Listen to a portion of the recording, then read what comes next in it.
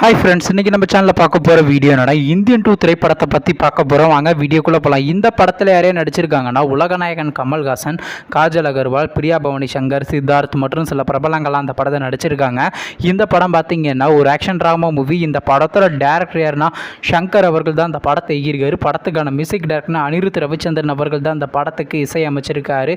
அதுக்கப்புறம் வந்து இந்த படத்தில் வந்து ஒரு சின்ன கிளிப்ஸ் ரிலீஸ் பண்ணியிருந்தாங்க. கிளிப்ஸ் நல்லா தாங்க இருந்துச்சு.